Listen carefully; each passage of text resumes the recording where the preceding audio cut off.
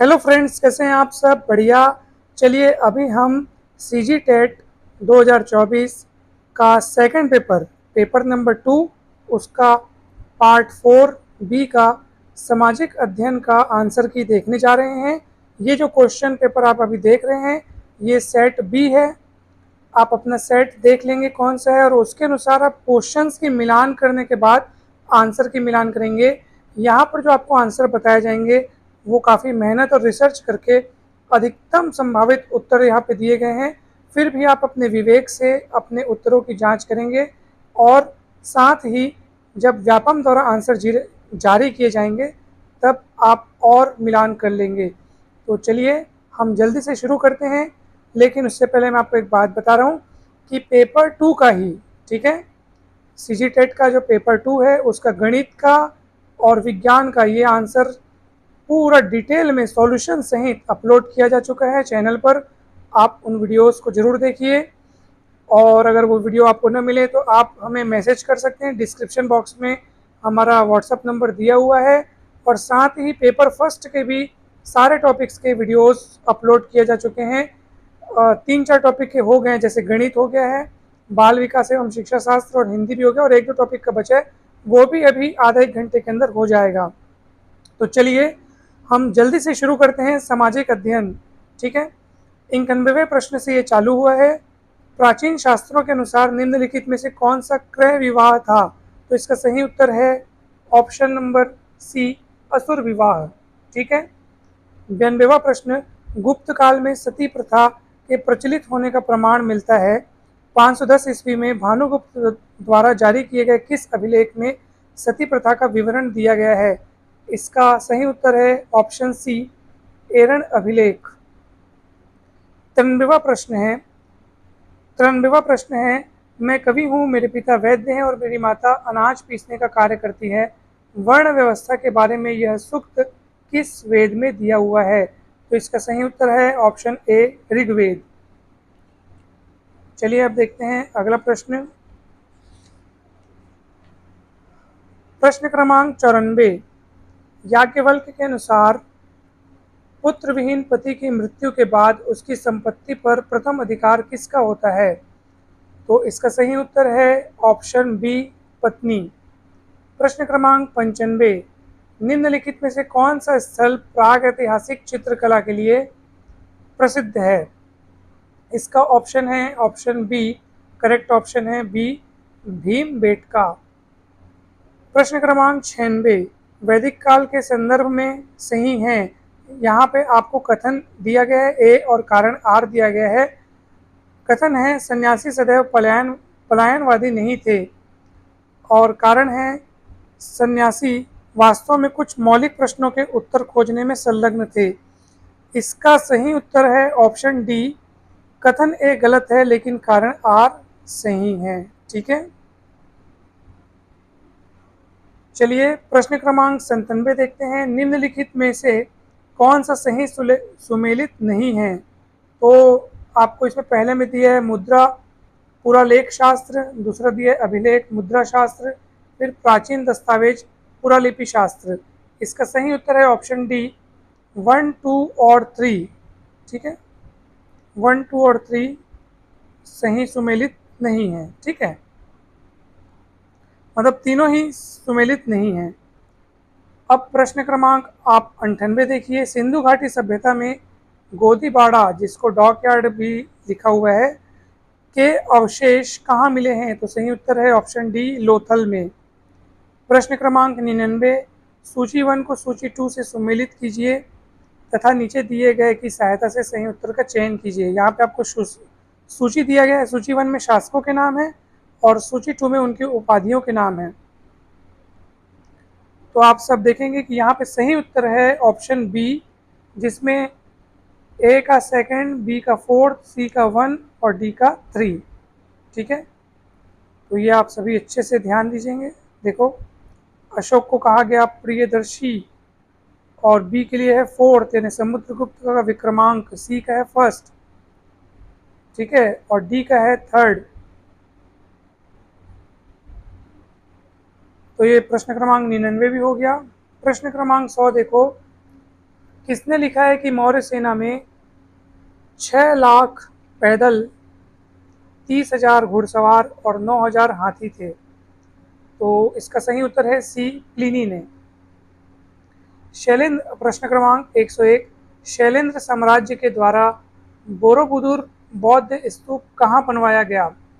ठीक है, तो इसका सही उत्तर है ऑप्शन ए, जावा। अब आपका अगला प्रश्न है 102, पाई का शुद्धतम मूल्य 3.1416 निम्नलिखित में से किसने बताया? तो ये आपका सही उत्तर है ऑप्शन डी, आर्यभट्ट ने बताया। प्रश्न क्रमांक 103, 10वीं-11वीं शताब्दी में 10वीं-11वीं शताब्दी के दौरान सूफियों को कितने क्रमों सिलसिलों में संगठित किया गया था? इसका सही उत्तर है ऑप्शन सी, 12। ठीक है, 104 प्रश्न देखो। एक प्रश्न क्रमांक 104, सूची 1 को सूची 2 से मिलाकर सही उत्तर बताना है आपको। यहाँ पे 4 नाम दिए गए हैं और यहाँ पे स्थानों के नाम दिए गए सूची 2 में। इसका सही उत्तर है ऑप्शन बी, यानी ए का 2, बी का 1, सी का 4, डी का 3। ओके, प्रश्न क्रमांक 105, निम्नलिखित कथन या कथनें भक्ति की प्रारंभिक परंपराओं से संबंधित हैं, इनमें से कौन सा सही है या हैं, अर्थात एक या अधिक भी हो सकते हैं। तो ये 3 कथन आपको दिए हैं। इसमें दिए, पूजा के विभिन्न स्वरूपों के विकास के दौरान संत कवि आमतौर पर ऐसे नेता के रूप में उभरे जिनके आसपास भक्तों का एक समुदाय विकसित हुआ। फिर सेकंड में दिया, भक्ति के कई स्वरूपों में ब्राह्मण देवताओं और भक्तों के बीच महत्वपूर्ण मध्यस्थ के रूप में बने रहे। और तीसरा दिया, भक्ति परंपराओं को आमतौर पर इतिहासकारों द्वारा 2 व्यापक वर्गों में वर्गीकृत किया गया था, सगुण और निर्गुण। इसका सही उत्तर है ऑप्शन डी, उपरोक्त सभी। प्रश्न क्रमांक 106, निम्नलिखित में से कौन जोड़ा सुमेलित नहीं है? तो इसका ऑप्शन है ऑप्शन डी, रामानंद चोखा मेला। ठीक है, रामानंद चोखा मेला 1600-1700 ईस्वी सन। तो ये सुमेलित नहीं है, इसलिए ऑप्शन डी करेक्ट है। प्रश्न क्रमांक 107, 10 मई 1857 को सैनिकों ने कहाँ विद्रोह शुरू किया? तो ऑप्शन डी आएगा, मेरठ। ठीक है, प्रश्न क्रमांक 108, अकबर ने किस सन में जजिया कर समाप्त किया था? तो इसका ऑप्शन ए करेक्ट है, 1565। प्रश्न क्रमांक 109, यहाँ पे आपको 2 कथन दिए गए हैं, आपको बताना है कि इनमें से सही ऑप्शन क्या है। तो इस देखो, कथन 1 में क्या दिया है, अकबर ने पति की चिता पर विधवा के जल जाने की सती प्रथा पर रोक लगा दिया था। और दूसरा कथन क्या है, अकबर ने बाल विवाह को हतोत्साहित किया तथा हिंदुओं में विधवा पुनर्विवाह को प्रोत्साहित किया। तो इसमें कथन केवल 1, पहला कथन सही है, इसलिए ऑप्शन ए करेक्ट है। ठीक है,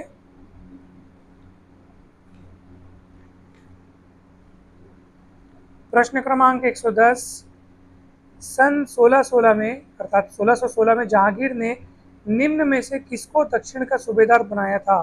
तो ऑप्शन ए करेक्ट, खुर्रम।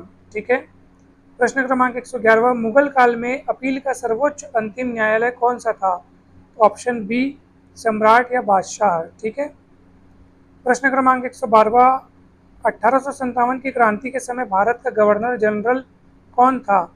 तो ऑप्शन सी, कैनिंग। ठीक है, प्रश्न क्रमांक 113, शाहमल का संबंध किस राज्य से है? तो ऑप्शन ए, उत्तर प्रदेश। प्रश्न क्रमांक 114, झांसी की रानी लक्ष्मीबाई को पराजित करने वाले जनरल का नाम क्या था? तो इसमें ऑप्शन बी आएगा, यू हुयू हुयू रोज। ठीक है, हुयू रोज आएगा, यू व्यू, हाँ व्यू रोज। ठीक है, तो यू जो भी है, ऑप्शन बी करेक्ट है। प्रश्न क्रमांक 115, भारत का संविधान कब अंगीकृत किया गया था? तो ऑप्शन सी करेक्ट, 26 जनवरी 1950। अगला प्रश्न, प्रश्न क्रमांक 116, शिक्षण संस्थानों में प्रवेश के लिए आरक्षण किस संवैधानिक प्रावधान से प्राप्त होता है? ऑप्शन सी, अनुच्छेद 21 का। ठीक है,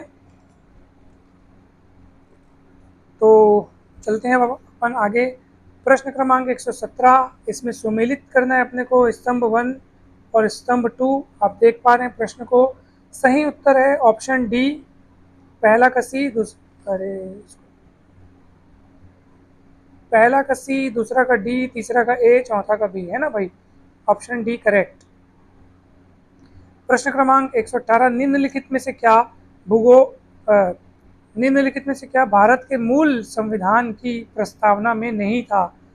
तो इसमें आएगा आपका ऑप्शन नंबर सी, पंथ निरपेक्ष। ठीक है, पंथ निरपेक्ष, ऑप्शन सी इज करेक्ट। अब देखो आप अगला प्रश्न है आपका प्रश्न क्रमांक 119, पंचायतों के लिए चुनाव कौन करवाता है? तो ऑप्शन डी है, ऑप्शन डी इज करेक्ट, राज्य निर्वाचन आयोग। ओके, चलिए अगला प्रश्न। प्रश्न क्रमांक 120, राज्यपाल के कार्यकाल के संबंध में क्या सही है? तो इसमें 4 कथन आपको दिए गए हैं, तो इसका सही उत्तर है ऑप्शन सी, 2 और 3। ठीक है, 2 और 3, अर्थात उनका कार्यकाल प्रभार ग्रहण करने से 5 साल का होता है, और 3 वे राष्ट्रपति के प्रसाद पर्यंत अपने पद पर रहते हैं। ठीक है, तो 2 और 3।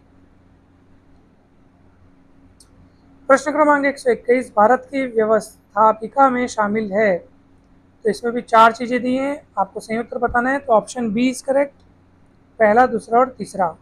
ओके, चलिए अब अपन आगे बढ़ते हैं। प्रश्न क्रमांक 122, सर्वोच्च न्यायालय में नियुक्त न्यायाधीश किसके समक्ष शपथ लेते हैं? तो इसका उत्तर है ऑप्शन ए, राष्ट्रपति के समक्ष।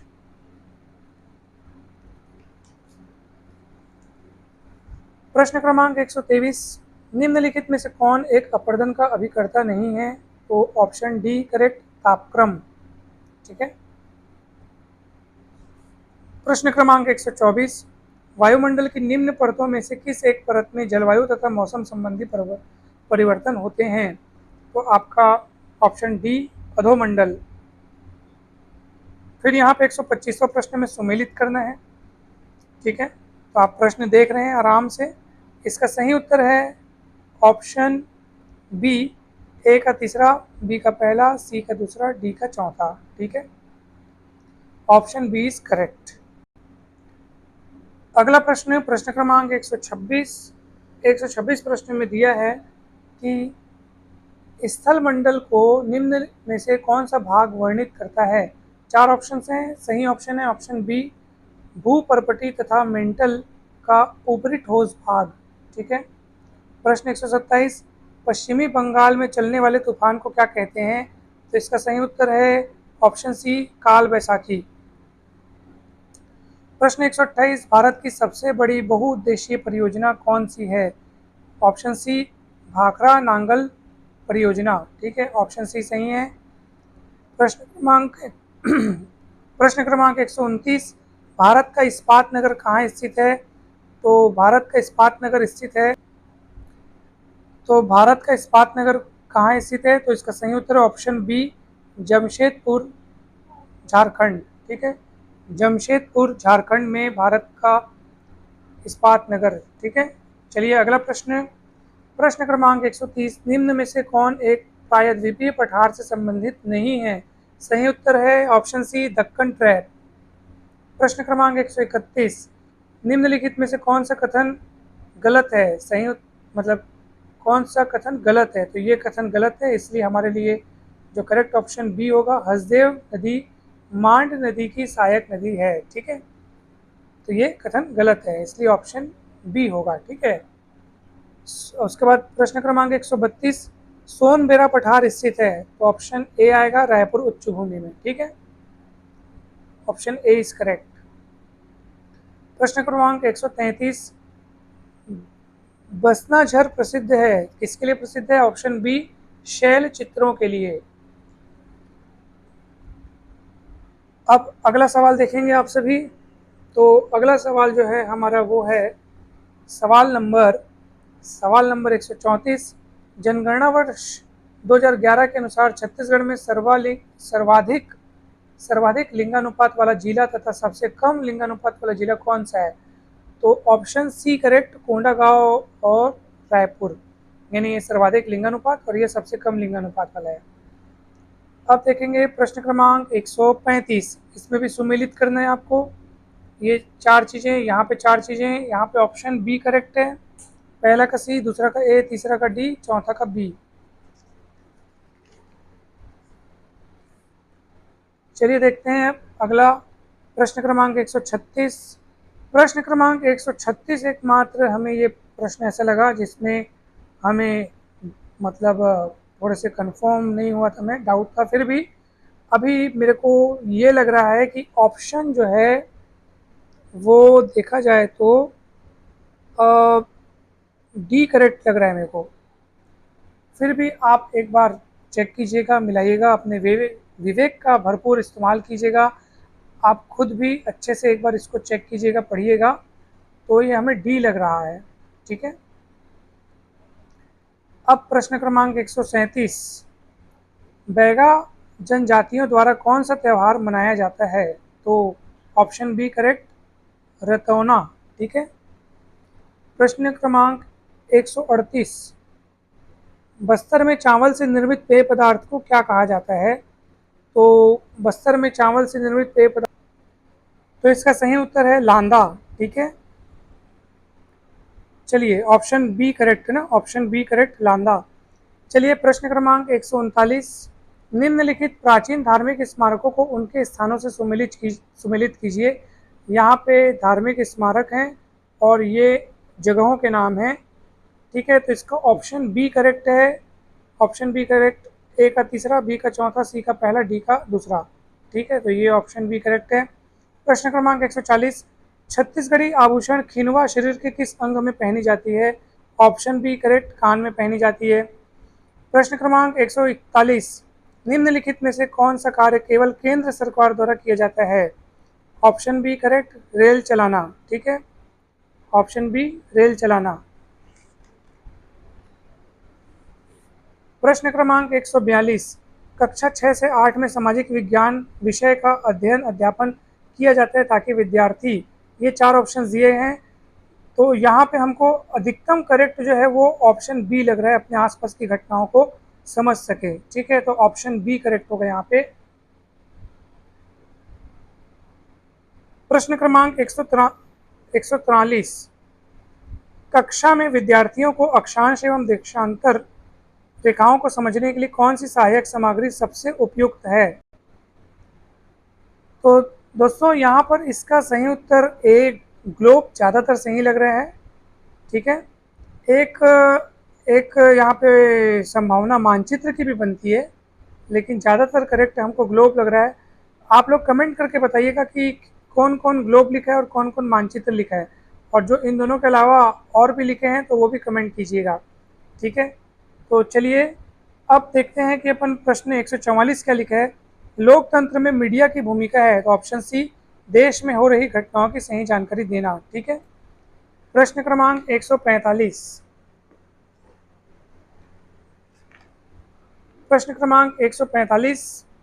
इसमें आपको सही विकल्प चुनना है। कथन दिया है, कारण दिया है।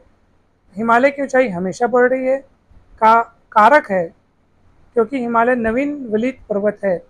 तो भैया इसका ऑप्शन सी सही है, कथन ए सही है, किंतु कारक आर गलत है, ठीक है। प्रश्न क्रमांक 146। मान लो आपके पिताजी ने 6 माह पूर्व नल कनेक्शन लेने के लिए आवेदन किया था, परंतु उस पर अभी तक कोई कार्रवाई नहीं हुई है। निम्नलिखित में से कौन सा अधिकार आपको यह जानने में मदद करेगा कि अभी तक नगर निगम द्वारा क्या कदम उठाए गए हैं? ऑप्शन डी, सूचना का अधिकार।